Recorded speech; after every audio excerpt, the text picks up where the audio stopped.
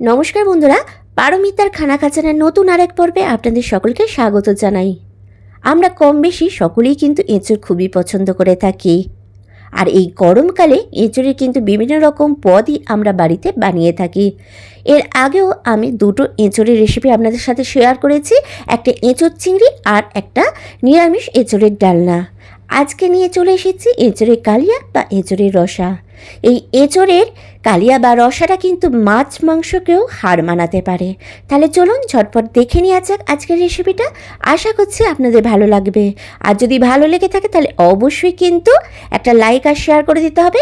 আর আমার চ্যানেলে এরকম আরও ভালো ভালো রেসিপি পেতে হলে কিংবা আমার চ্যানেলে নতুন বন্ধু হয়ে থাকলে অবশ্যই চ্যানেলটা সাবস্ক্রাইব করে রেখে পাশে থাকা বেল আইকনটা প্রেস করে রাখতে হবে, তাতে আমি যখনই কোনো ভিডিও শেয়ার করব সবার আগে নোটিফিকেশান আপনার কাছে পৌঁছে যাবে। তো এখানে প্রথমেই আমি নিয়ে নিয়েছি 500 গ্রামের মতো এঁচড়। আর এঁচড়ের খোসাটা ছাড়িয়ে নিয়ে আমি দেখুন এরকম মিডিয়াম সাইজ করে কেটে নিয়েছি। কেটে নিয়ে একটু জলেতে নুন আর সামান্য পরিমাণ হলুদ দিয়ে আমি এঁচড়টাকে ভিজিয়ে রেখেছিলাম।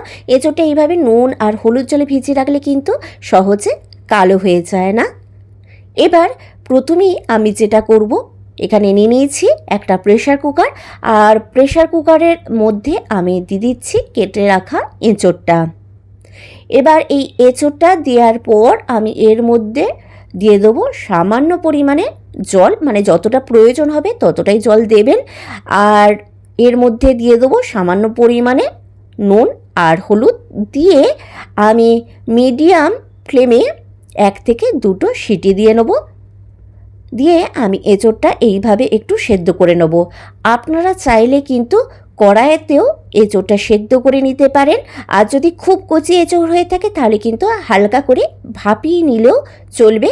খুব একটা বেশি সেদ্ধ করার এঁচড়ের প্রয়োজন নেই, কারণ এরপরে আরও প্রসেস থাকবে যেখানে এঁচড়টা কিন্তু আরও একটু কুকড হবে। তো যার ফলে কিন্তু বেশি সেদ্ধ করার প্রয়োজন নেই, হালকা করে সেদ্ধ করে নিলেই হবে।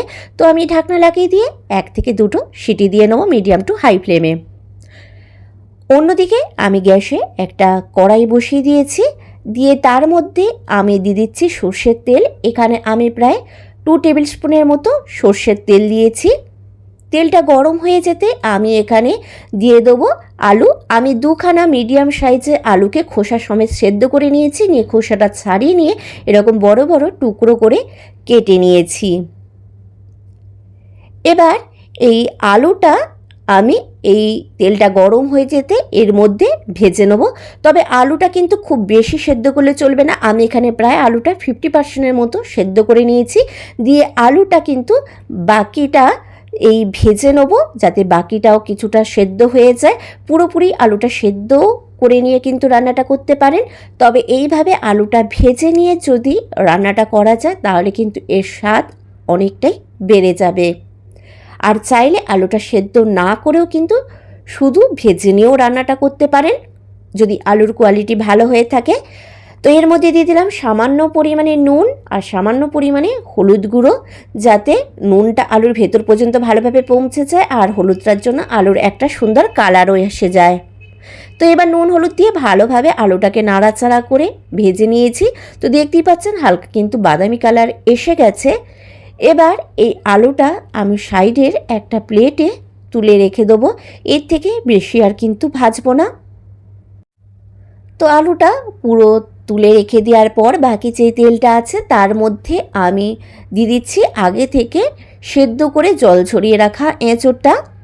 এবার এঁচড়টাও কিন্তু আমি বেশ তেলের মধ্যে নাড়াচাড়া করে ভেজে নেব হালকা একটা বাদামি কালার আসা পর্যন্ত। এঁচড়টা যদি এইভাবে ভেজে নিয়ে রান্না করা হয় তাহলে কিন্তু এঁচড়ের স্বাদটা অনেকটাই বেড়ে যায়। তো বেশ কিছুক্ষণ আমি মিডিয়াম টু হাই ফ্লেমে এঁচড়টা ভেজে নিয়েছি। দেখতেই পাচ্ছেন একটা হালকা বাদামি কালার এসে গেছে। এবার এই এঁচড়টা আমি একটা সাইডে প্লেটে তুলে রেখে দেবো। তো এঁচড়টা পুরো তুলে রেখে দিয়েছি। এবার ওই কড়াইয়ের মধ্যেই দিয়ে দিচ্ছি আমি আরও কিছুটা পরিমাণে সর্ষের তেল।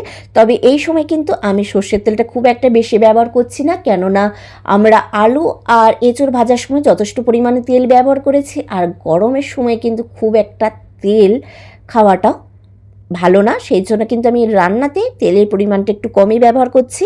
এবার এর মধ্যে দিয়ে দিচ্ছি 1/2 টিস্পুনের মতো জিরে, একটা তেজপাতা ফাটিয়ে দিয়েছি, একটা শুকনো লঙ্কা, 3-4টে এলাচ আর কয়েকটা গোলমরিচ দিয়ে 10-15 সেকেন্ড একটু নাড়াচাড়া করে নিয়েছি। একটা সুগন্ধ বেরোতেই আমি এর মধ্যে দিয়ে দিচ্ছি 2টো মিডিয়াম সাইজের পেঁয়াজকে মিহি করে কুচিয়ে রেখেছিলাম, সেই পেঁয়াজ কুচিটা। এবার এই পেঁয়াজটা আমি হালকা বাদামি কালার আসা পর্যন্ত ভেজে নেব। কিছুক্ষণ ভেজে নেওয়ার পর দেখুন হালকা বাদামি কালার এসে গেছে পেঁয়াজটার মধ্যে। এবার এর মধ্যে আমি অ্যাড করে দেবো 1 টিস্পুনের মতো আদা রসুনের পেস্ট। এবার এই আদা রসুনটাও কিন্তু পেঁয়াজের সাথে খুব ভালোভাবে নাড়াচাড়া করে ভেজে নেব, যতক্ষণ পর্যন্ত না আদা রসুনের কাঁচা গন্ধটা চলে যাচ্ছে। তবে দেখে যদি মনে হয় আপনাদের যে তেল খুবই কম লাগছে, তাতেও চিন্তা করার কিছু নেই। এইভাবে কম তেল দিয়ে রান্না করেও দেখবেন রান্নার স্বাদ কিন্তু কোনো অংশে কম হবে না। আর আমরা আলু আর এঁচোড়টা ভাজার সময় যে তেলটা ব্যবহার করেছি সেটাও রান্নার মধ্যেই কিন্তু ব্যবহার করা হয়েছে, তাই টেনশন করার কিছু নেই। এবার আদা রসুনের কাঁচা গন্ধটা চলে যাবার পর আমি এর মধ্যে অ্যাড করে দিলাম 2খানা টমাটরের পেস্ট। আমি 2খানা মিডিয়াম সাইজের টমাটরকে পেস্ট করে রেখেছিলাম, সেটাই দিয়ে দিয়েছি। এবার এই টমাটরটাও কিন্তু ভালোভাবে ভেজে নেবো যতক্ষণ না এর কাঁচা গন্ধটা চলে যাচ্ছে। তো দেখতেই পাচ্ছেন টমাটরটা কিন্তু বেশ ভালোভাবে নাড়াচাড়া করে ভেজে নিয়েছি। দিয়ে এর মধ্যে সামান্য পরিমাণ জল অ্যাড করে দিলাম, মানে যেটাতে আমি টমাটরের পেস্টটা রেখেছিলাম সেটা ধুয়ে সামান্য পরিমাণে জল অ্যাড করে দিলাম। দিয়ে আমি টমাটরটা খুব ভালোভাবে কষিয়ে নিচ্ছি যাতে কাঁচা গন্ধটা চলে যায়। তো দেখতেই পাচ্ছেন টমাটরটা ভালোভাবে কষানো হয়ে গেছে। এবার এর মধ্যে আমি কিছু শুকনো মশলা অ্যাড করে দেবো। তার জন্য প্রথমেই এখানে আমি দিয়ে দিচ্ছি 1 টিস্পুনের মতো হলুদ গুঁড়ো, আর আমি দিয়ে দিচ্ছি 1 টিস্পুনের মতো ধনে গুঁড়ো, আর আমি এখানে দিয়ে দিচ্ছি স্বাদ মতো লাল লঙ্কার গুঁড়ো। লাল লঙ্কার গুঁড়োটা কিন্তু আপনারা কতটা ঝাল পছন্দ করছেন সেই হিসাবেই কিন্তু অ্যাড করবেন। আর এর মধ্যে দিয়ে দিচ্ছি আমি 2 টিস্পুনের মতো কাশ্মীরি লাল লঙ্কার গুঁড়ো। এটা শুধুমাত্র একটা সুন্দর কালার আসার জন্য ব্যবহার করছি, আপনারা চাইলে কিন্তু এটা স্কিপও করতে পারেন। এবার এই মশলাগুলো খুব ভালোভাবে নাড়াচাড়া করে আমি কষিয়ে নেব, কিন্তু তার আগে এর মধ্যে আমি অ্যাড করে দেবো সামান্য পরিমাণে জল, যাতে মশলাটা ভালোভাবে কষানোও হয়ে যায় আর মশলাটা জ্বলেও না যায়। তো জলটা দিয়ে আমি বেশ ভালোভাবে নাড়াচাড়া করে নিয়ে মশলাটাকে খুব ভালোভাবে কষিয়ে নেব যতক্ষণ পর্যন্ত মশলা থেকে তেল ছেড়ে না আসে বা মশলাটা কড়ায় গা ছাড়া না হয়ে যাচ্ছে।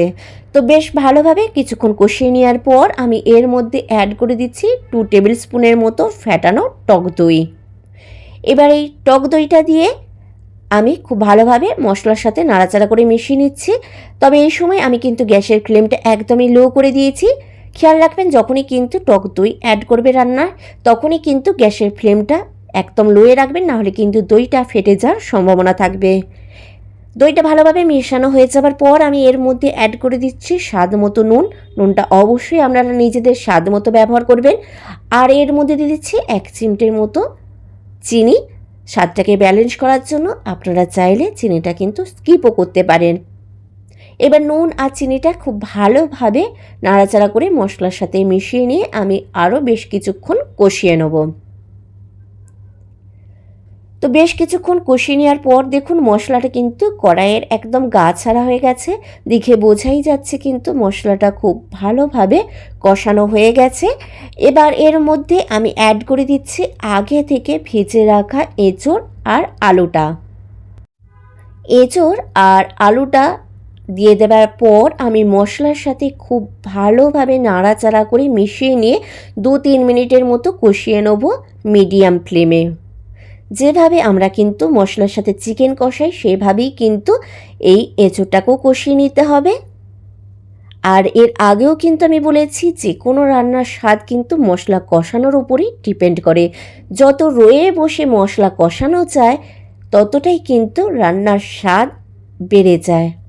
তো ভালোভাবে আমি এঁচোড় আর আলুটা মশলার সাথে 2-3 মিনিটের মতো কষিয়ে নিয়েছি। এবার চাপা দিয়ে আরও 2-3 মিনিটের মতো মিডিয়াম টু লো ফ্লেমে কষিয়ে নেব। তো প্রায় আমি 3 মিনিট পর ঢাকনাটা খুলেছি। তো দেখতেই পাচ্ছেন এঁচোড় আর আলুটা কিন্তু খুব ভালোভাবে কষানো হয়ে গেছে। আর এইভাবে চাপা দিয়ে কষিয়ে নেওয়ার ফলে কিন্তু এঁচোড় আর আলু যেটুকু কাঁচা থাকে সেটাও কিন্তু খুব ভালোভাবে সেদ্ধ হয়ে যায়। এবার এর মধ্যে আমি অ্যাড করে দিচ্ছি প্রয়োজন মতো জল। জলটা কিন্তু আপনারা কতটা গ্রেভি রাখতে চান সেই হিসাবেই অ্যাড করবেন। আর এখানে আমি কিন্তু ঈষদুষ্ণ গরম জলের ব্যবহার করেছি। যে কোনো রান্নায় কিন্তু একটু ঈষদুষ্ণ গরম জল দিলে কিন্তু রান্নার স্বাদটা অনেকটাই বেড়ে যায়। তো এবার আমি জলটা দেওয়ার পর মিডিয়াম টু হাই ফ্লেমে ঝোলটায় একটা ফুট আসার জন্য রেখে দিয়েছিলাম। তো ঝোলটায় ফুট এসে যাওয়ার পর আমি একটু নাড়াচাড়া করে নিয়ে ওপর নিচে করে দিলাম আলু আর এঁচোড়টা দিয়ে আমি এটা চাপা দিয়ে মিডিয়াম টু লো ফ্লেমে প্রায় 4-5 মিনিটের মতো একটু ফুটিয়ে নেব বা রান্না করে নেব। তো প্রায় 4-5 মিনিট পর আমি ঢাকনাটা খুলেছি। তো দেখতেই পাচ্ছেন এঁচোড় আর আলুর যে গ্রেভিটা সেটা কিন্তু কতটা গাঢ় গাঢ় হয়ে গেছে, গা মাখা মাখা হয়ে গেছে, আর এঁচোড় আর আলু কিন্তু খুব ভালোভাবে সেদ্ধ হয়ে গেছে। এবার এর মধ্যে আমি অ্যাড করে দিচ্ছি 1/2 টিস্পুনের মতো গরম মশলার গুঁড়ো আর অ্যাড করে দিচ্ছি 1 টিস্পুনের মতো ঘি। এই ঘি আর গরম মশলাটা দেওয়ার পর আমি খুব ভালোভাবে এঁচোড়ের সাথে নাড়াচাড়া করে মিশিয়ে নেব। এই গরম মশলা আর ঘিটা শেষে দেবার পরে কিন্তু এর স্বাদ অনেকটাই বেড়ে যায়। তো এইভাবে নাড়াচাড়া করে মিশিয়ে নেওয়ার পর আমি গ্যাসের ফ্লেমটা বন্ধ করে দেবো, দিয়ে আমি এটা 5 মিনিটের জন্য স্ট্যান্ডিং টাইমে রেখে দেবো, দিয়ে গরম গরম পরিবেশন করে দেবো। তো দেখুন আমাদের এঁচোড়ের কালিয়া বা রসা একদম রেডি এবং পরিবেশন করে দিচ্ছি। রেসিপিটা আপনাদের কেমন লাগলো অবশ্যই নিচে কমেন্ট বক্সে কমেন্ট করে জানাতে ভুলবেন না। আর বাড়িতে অবশ্যই কিন্তু এঁচোড় এইভাবে একবার বানিয়ে খেয়ে দেখবেন, আশা করছি আপনাদেরও দারুণ লাগবে।